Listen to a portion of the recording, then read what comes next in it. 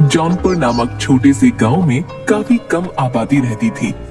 वहाँ के लोग काफी कम पढ़े लिखे थे।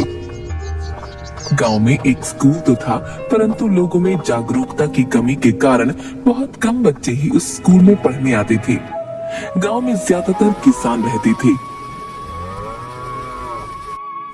इसी गांव में सतिया नाम का एक किसान रहता था, जिसका बेटा दीपक गांव के स्कूल में 12वीं कक्षा में पढ़ता था। अरे बेटा, अब तुम्हारी 12वीं की परीक्षा होने वाली है। उसके बाद क्या सोचा है? 12वीं के बाद पढ़ाई की कोई सुविधा नहीं है। पिताजी, 12वीं के बाद मैं शहर पढ़ने के लिए जाना चाहता हूँ। मेरा एक दोस्त भी आगे पढ़ने के लिए शहर जाएगा। सतिया ने बेटे की पढ़ाई के लिए कुछ पैसे जोड़ रखे थे। दीपक आगे पढ़ने के लिए शहर चला गया। उस गांव में एक रेलवे स्टेशन भी था, जिस पर इक्का दुक्का ट्रेनें ही आती थीं और बहुत कम लोग ही शहर से बाहर जाते थे। एक दिन गांव के कुछ बच्चे स्टेशन के पास खेल रहे थे।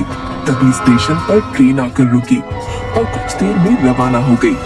वो बच्चे ट्रेन जाने के बाद आपस में बात करने लगे। अरे भीमा कहाँ गायब हो गया? अभी तो वो हमारे साथ ही खेल रहा था, बस बॉल लेने ट्रेन की पटरी की तरफ गया। काफी देर खोजने के बाद भीमा नहीं मिलता। भीमा के माँ बाप बहुत परेशान होते हैं। अरे मेरा बच्चा कहाँ चला गया? वो तो आराम से सभी दोस्तों के साथ स्टेशन के पास खेल रहा था, तो आखिर वहाँ से कहाँ गायब हो गया? तभी उसके साथ खेल रहे बच्चों में से एक बताता है, हम लोग सब स्टेशन के पास ही खेल रहे थे, तभी अचानक ट्रेन आकर स्टेशन पर रुकी।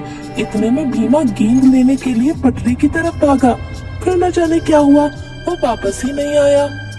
ट्रेन तो 5 मिनट बाद वहाँ से रवाना हो गई, पर भीमा कहीं नहीं मिला। सारा गांव उस बच्चे को ढूंढकर परेशान हो जाता है, पर वो कहीं नहीं मिलता। इसी तरह कुछ दिनों बाद एक और बच्चा स्टेशन के पास से ही गायब हो जाता है।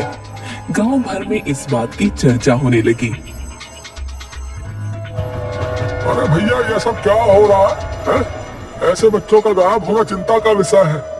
आखिर स्टेशन के पास खेलते हुए बच्चों में से ही कोई गायब क्यों होता है भाई? और जब वहाँ ट्रेन आती है, उसी के बाद दोनों बच्चे गायब हुए, यानी कि इन बच्चों के गायब होने में उस रहस्यमयी ट्रेन का ही हाथ है। उसी ट्रेन में ही उन बच्चों को अगवा करके ले जाया गया है। हाँ, ये तो बहुत चिंता की बात है। 2 बच्चों का गायब होना कोई इत्तेफाक नहीं हो सकता भैया। जरूर ट्रेन में ही कोई व्यक्ति बच्चों को लेकर गया है, परंतु हम अब क्या करें? हम सभी को अपने बच्चों को स्टेशन की तरफ जाने से मना करना पड़ेगा। भाइयों, कहीं कोई भूत प्रेत हमारे बच्चों को गायब तो नहीं कर रहा ना?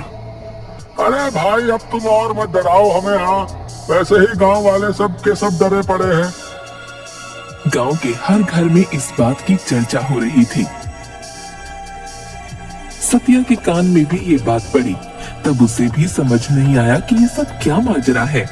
लोगों ने स्टेशन की तरफ जाना डर के मारे छोड़ दिया। दीपक शहर से छुट्टियों में कुछ दिन के लिए गांव में रहने आया। उसने भी गांव वालों से और अपने पिता से बच्चों के रहस्यमयी तरीके से गायब होने का किस्सा सुना। अरे भाई, मैं ये क्या सुन रहा हूँ? गांव से 2 बच्चे किस तरह स्टेशन के पास से गायब हो गए? हमें इस बात की तह तक जाना चाहिए, वरना तो डर के मारे कोई स्टेशन की तरफ जा ही नहीं पाएगा। हाँ भाई, हमें जरूर कुछ करना चाहिए, लेकिन कुछ लोग इसे भूत प्रेत का साया भी बता रहे हैं। क्या यार, तू भी पढ़ा लिखा होकर किन बातों में विश्वास कर रहा है? माजरा कुछ और है। 2 बच्चों में से एक बच्चा मेरे दोस्त का छोटा भाई था। उन लोगों का दुख मुझसे देखा नहीं गया। कुछ दिनों बाद ही स्टेशन से कुछ दूर खेत में कुछ बच्चे खेल रहे थे।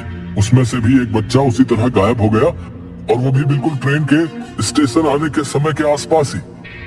अब तो गांव वालों को चिंता सताने लगी। सभी ने बैठकर ये तय किया, अब तो हमें इस बारे में कुछ ना कुछ करना पड़ेगा भैया, वरना हमारे गांव से बच्चे इसी तरह गायब होते रहेंगे। आखिर ट्रेन आने के समय पर ही बच्चे गायब क्यों होते हैं? हमें इस बात का पता लगाना ही पड़ेगा। दीपक, तुम पढ़े लिखे हो और समझदार भी हो। तुम अपने दोस्त के साथ मिलकर इस काम में हमारी मदद कर सकते हो। दीपक और उसका दोस्त काफी सोच विचार करते हैं और एक प्लान बनाते हैं। इस बात का पता लगाने के लिए हमें उस रहस्यमय ट्रेन पर ही नजर रखनी होगी। जब भी बच्चे गायब हुए हैं वो समय लगभग वही होता है जब ट्रेन स्टेशन पर आती है। हमें छुपकर ट्रेन पर आने जाने वालों पर नजर रखनी होगी। हाँ, ये ठीक कह रहे हो। हम गांव वालों की मदद लेकर ऐसा कुछ प्लान बनाएंगे जिससे कि हम असली गुनहगार को पकड़ सके। गांव के कुछ जवान लड़के स्टेशन मास्टर के कमरे में छुप कर बैठ जाते हैं और दीपक उन्हें समझाता है। देखिए, आप लोग इस कमरे में छुपकर बैठे बाहर गांव के 2-3 बच्चों को स्टेशन पर खेलने के लिए छोड़ देते हैं। वो जो भी व्यक्ति है बच्चों को भी अपना निशाना बनाता है। आप लोग छुपकर अंदर से ही देखते रहना और बच्चे स्टेशन पर खेल रहे होंगे, मैं ट्रेन के अंदर जाऊंगा। इसी तरह हम उस गुनहगार का पता लगा सकते हैं जो कि बच्चों को अगवा करता है। सभी लोग दीपक के कहे अनुसार कमरे में छिप जाते हैं और बच्चे बाहर स्टेशन पर खेलने लगते हैं।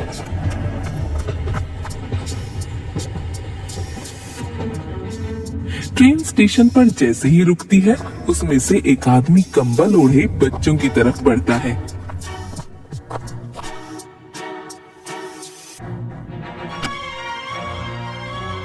अरे बच्चों, क्या खेल रहे हो?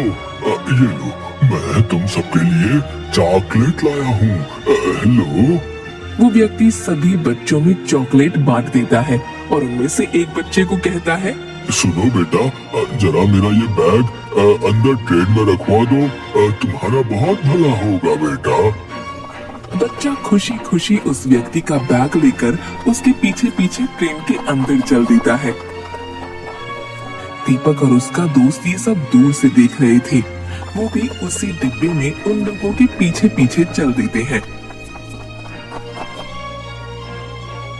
दीपक देखता है कि वो व्यक्ति उस बच्चे के बैग रखने के बाद उसके मुंह पर रुमाल लगाकर उसे बेहोश कर देता है और वहीं सीट पर सुला देता है। ट्रेन में कोई ज्यादा लोग नहीं थे, इसलिए वो व्यक्ति आराम से इस बच्चे को अगवा कर लेता है। ट्रेन चल पड़ती है।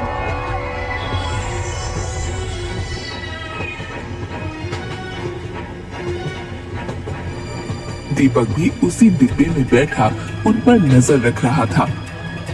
दीपक अपने दोस्त से कहता है, मुझे लगता है ये व्यक्ति इस बच्चे को अगवा करके ले जा रहा है, परंतु ये ऐसा क्यों कर रहा है? मुझे चुपचाप इस पर नजर रखनी होगी, तभी मैं इसे रंगे हाथों पकड़ पाऊंगा।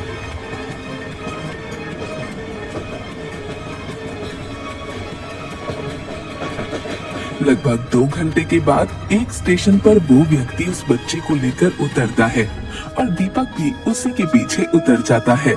सामने से एक व्यक्ति आता है और उस किडनैपर से कहता है, अरे वाह भैया, एक और मुर्गा ले आए।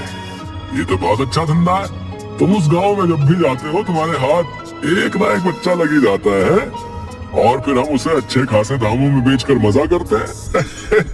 हाँ भाई, उस गांव में तो इतने बेवकूफ लोग रहते हैं कि कोई भी आज तक मुझे पकड़ नहीं पाया। हाँ, हमने वहाँ से 4-5 बच्चे चुरा लिए और उन्हें अच्छे दामों में शहर के भिखारी गैंग को बेच दिया, परंतु हम आज तक पकड़े नहीं गए। हमें इन लोगों का पीछा करना होगा ताकि हमें पता चल सके कि आखिर इन बच्चों को अगवा करके ये कहाँ लेकर जाता है। तभी हम इसे रंगे हाथों पकड़वा सकते हैं। हाँ, हमें बड़ी सावधानी से इन लोगों का पीछा करना होगा। हो सकता है हमें वहाँ अपने गांव से अगवा हुए बच्चे भी मिल जाएं।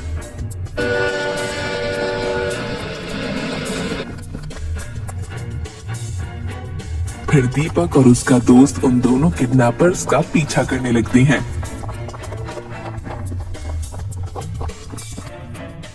उस बच्चे को लेकर वो दोनों लोग एक सुनसान जगह पर पहुंचते हैं।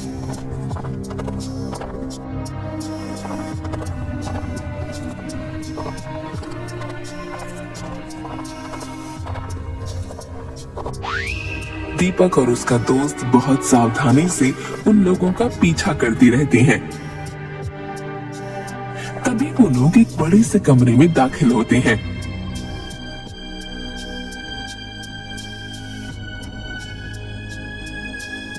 सामने बैठा एक व्यक्ति किडनैपर से पूछता है, आ गए तुम लोग एक नया शिकार लेकर? अब तो हमारे पास बहुत से बच्चे हो गए हैं जिनसे रोजाना भीख मंगवा कर हमारे पास बहुत माल इकट्ठा हो जाता है। सामने का नजारा देखकर दीपक और उसके दोस्त के होश उड़ जाते हैं। वहाँ बहुत सारे बच्चे जमा थे जिनके हाथ पैर टूटे थे। दीपक और उसका दोस्त चुपचाप बाहर आ जाते हैं। ये लोग तो बहुत जालिम और खतरनाक लोग हैं। इन्होंने इतने मासूम बच्चों को किस तरह मार मार कर अधमरा किया हुआ है और अपने फायदे के लिए उनसे भीख मंगवाते हैं। परंतु ये बहुत खतरनाक लोग हैं। हमें इन्हें पकड़ने के लिए पुलिस की मदद लेनी होगी। हाँ दीपक, तुम ठीक कह रहे हो। इन मासूम बच्चों की जान बचाने के लिए हमें इन जालिमों को रंगे हाथों पकड़ना ही होगा और ये काम हम दोनों अकेले नहीं कर सकते। हम लोग कल पुलिस के साथ प्लान बनाकर इन्हें रंगे हाथों पकड़वाएंगे और इन मासूम बच्चों को इस नर्क से आजादी दिलवाएंगे। दीपक अगले ही दिन वहाँ के थाने में जाकर पुलिस इंस्पेक्टर को सारी बात बताता है कि किस तरह वो लोग बच्चों को अगवा कर इस धंधे में लगा देते हैं। हम आप लोगों की बहादुरी और जज्बे की दाद देते हैं। आप लोगों ने इतनी हिम्मत करके और अपनी जान जोखिम में डालकर इन लोगों का भांडा फोड़ दिया। अब आपको चिंता करने की ना कोई जरूरत नहीं है। कल हम लोग आपके साथ चलकर उन्हें रंगे हाथों पकड़ के उन्हें जेल में डाल देंगे। अगले ही दिन पुलिस इंस्पेक्टर और बहुत से पुलिस कर्मचारी दीपक और उसके दोस्त के साथ उसी जगह पर जाते हैं और चारों तरफ से उस जगह को घेर लेते हैं। सबके सब घेर लिए गए हो, अपने हथियार फेंक दो और अपने आप को पुलिस के हवाले कर दो। सभी अपराधी पुलिस द्वारा हिरासत में ले लिए गए। अरे तुम लोग कौन हो हैं? और इन बच्चों को अगवा क्यों करते हो? जल्दी सब बताओ। पुलिस की मार खाने के बाद वो दोनों किडनैपर सारा सच उगल देते हैं। हम लोग गांव से बच्चों को चुराकर शहर में भिखारी गैंग को बेच देते थे। हमें इन बच्चों को बेचने पर अच्छी खासी रकम मिलती थी। वे लोग इन बच्चों के हाथ पैर तोड़कर इनसे भीख मंगवाते थे। ये लोग काफी समय से अपना धंधा चला रहे हैं दीपक। तुमने इन लोगों को पकड़वा कर बहुत अच्छा किया। इन लोगों ने और भी कई गांव के इस तरह के बच्चों को ट्रेन में अगवा किया है। जिस गांव की आबादी कम होती थी वहीं के बच्चों को ये लोग निशाना बनाते थे और हम लोग काफी समय से इनकी तलाश में थे, परंतु इनका कोई सुराग हमें नहीं मिल पा रहा था। तुम लोगों का बहुत बहुत धन्यवाद जो तुमने इतनी हिम्मत करके इन लोगों को रंगे हाथ पकड़वाया भी। ये तो हमारा फर्ज था इंस्पेक्टर साहब। ऐसे लोगों को तो सलाखों के पीछे ही होना चाहिए। इन्होंने न जाने कितने घरों के बच्चों को उनके माँ बाप से जुदा करके अपने फायदे के लिए बेच दिया।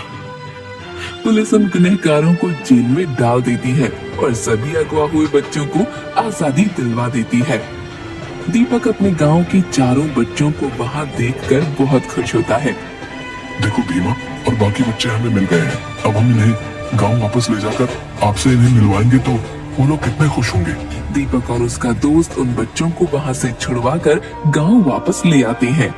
गांव वाले अपने बच्चों को जिंदा वापस देखकर बहुत खुश होते हैं और दीपक और उसके दोस्त का शुक्रिया अदा करते हैं। इस तरह दीपक और उसके दोस्त ने समझदारी और हिम्मत से काम लेते हुए इन लोगों को सलाखों के पीछे पहुंचा दिया।